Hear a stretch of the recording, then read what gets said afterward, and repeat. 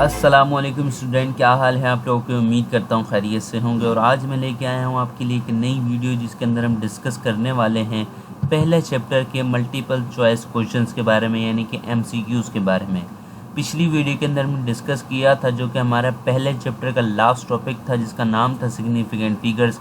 Discuss किया था हमने उस टॉपिक के अंदर कि सिग्निफिकेंट फिगर्स क्या होते हैं, कितने उनके रूल होते हैं और क्या क्या रूल होते हैं। इस वीडियो के अंदर हम डिस्कस करने वाले हैं पहले चैप्टर के एमसीक्यूज़ के बारे में। तो आपने वीडियो को पूरा देखना है, स्किप नहीं करना।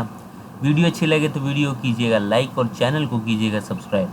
चलते हैं जी अपने टॉपिक की तरफ। पहला एमसीक्यूज़ आपके पास लिखा है the figure 1.26 show part of a vernier scale, what is the reading on the vernier scale. यानी कि आपको फिगर 1.26 के अंदर एक हिस्सा दिखाया जा रहा है वर्नियर स्केल की रीडिंग का, यानी कि ये रहा आपके पास वर्नियर स्केल की रीडिंग का हिस्सा। इसके अंदर से आपने बताना है कि वर्नियर स्केल की ऑब्जेक्ट की रीडिंग क्या होगी।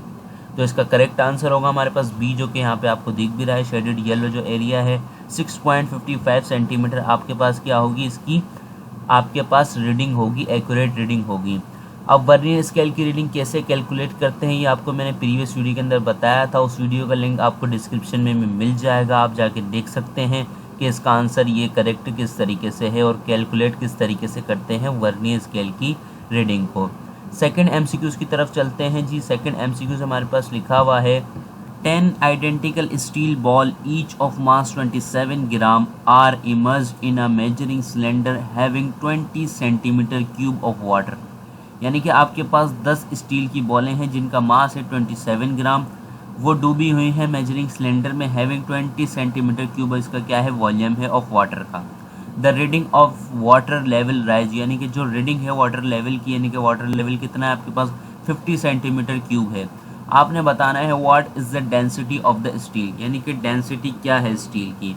अब डेंसिटी मालूम करने के लिए मैंने आपको बताया था फॉर्मूला क्या होता है, बाकायदा इसकी टॉपिक की वीडियो भी मौजूद है, उसका भी लिंक आपको डिस्क्रिप्शन में मिल जाएगा, आप वहां से देख सकते हैं। तो इसका करेक्ट आंसर होगा हमारे पास 9.0 ग्राम पर सेंटीमीटर क्यूब, आपके पास ये इसका करेक्ट आंसर होगा सी।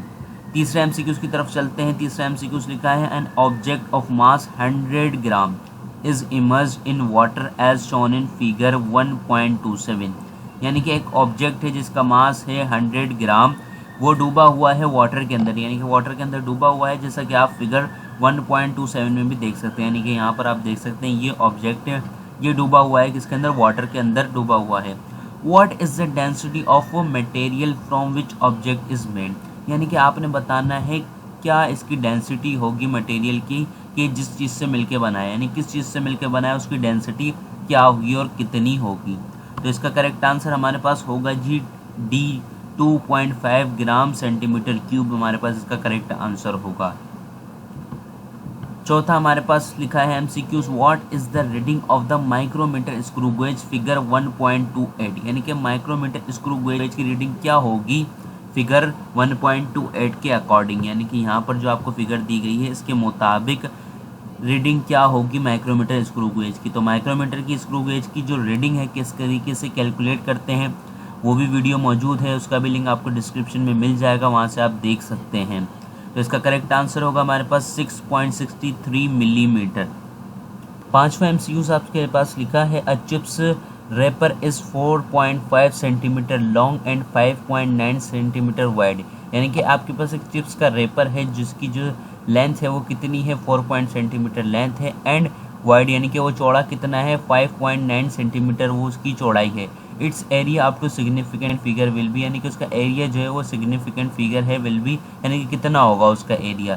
तो हमारे पास एरिया कितना होगा 26.55 सेंटीमीटर क्यूब, इसका करेक्ट आंसर हमारे पास सी है पाँचवें क्वेश्चन का, जो हमारे पास पाँचवा मल्टीपल चॉइस क्वेश्चन है यानी कि एमसीक्यूज है, उसका करेक्ट आंसर है सी।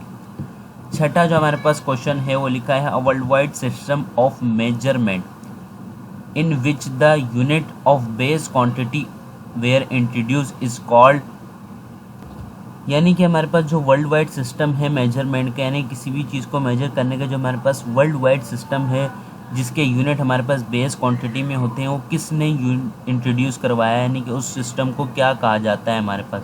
तो इसका करेक्ट आंसर होगा हमारे पास बी, क्योंकि इंटरनेशनल सिस्टम ऑफ यूनिट कहा जाता है जिसे हम SI भी कहते हैं।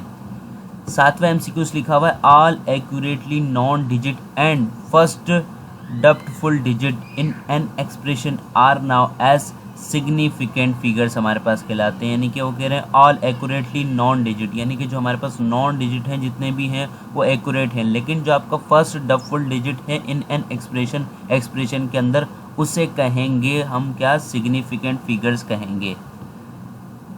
आठवां MCQs आपके पास लिखा हुआ है if zero line of vernier scale coincide with zero of main scale than zero error is, यानी कि जो आपके पास इफ़ द जीरो लाइन, यानी कि जीरो लाइन जो वर्नियर स्केल की जो जीरो लाइन है वो मिल रही है किसके, मेन स्केल की रीडिंग से, मेन स्केल की जीरो लाइन से मिल रही है, तो आपके पास देन जीरो एरर, आपके पास जो जीरो एरर क्या कहलाएगा, पॉजिटिव कहलाएगा, नेगेटिव कहलाएगा, जीरो कहलाएगा या नॉन कहलाएगा। तो इसका करेक्ट आंसर होगा हमारे पास जीरो, क्योंकि दोनों लाइनें जीरो की जीरो पे मिल रही हैं तो हमारे पास कोई आंसर नहीं आएगा, इसका करेक्ट आंसर होगा जीरो।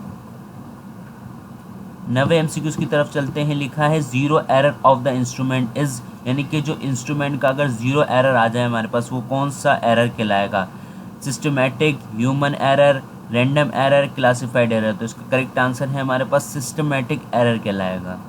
10वां MCQs आपके पास लिखा हुआ है length, mass, electric current, time, intensity of light and amount of substance are the example of base quantity, derived quantity, prefix या क्वार्टाइल क्वांटिटी। यानी कि जो आपके पास length, mass, time, electric current है हमारे पास, ये सारी चीज़ें हैं किसकी एग्जाम्पल है, बेस क्वांटिटी की हैं, ड्राइव की हैं, प्रीफिक्स की हैं या क्वार्टाइल क्वांटिटी की हैं। तो हमारे पास ये इसका करेक्ट आंसर है बेस, यानी कि बेस का दूसरा नाम है फंडामेंटल। फंडामेंटल को हम बेस भी कहते हैं और फंडामेंटल भी कहते हैं, क्योंकि ये सारी चीज़ हमारे पास क्या है, फंडामेंटल क्वांटिटी हम पहले लेक्चर के अंदर पढ़ चुके हैं। आई होप कि यह सारे MCQs आपको समझ में आ गए होंगे। अगर वीडियो का कोई पार्ट नहीं समझ में आया तो आप कमेंट बॉक्स में कमेंट कर सकते हैं। वीडियो अच्छी लगे तो वीडियो कीजिएगा लाइक और चैनल को कीजिएगा सब्सक्राइब। मिलते हैं जी नेक्स्ट वीडियो में, तब तक के लिए अपना ख्याल रखिए। अल्लाह हाफिज़।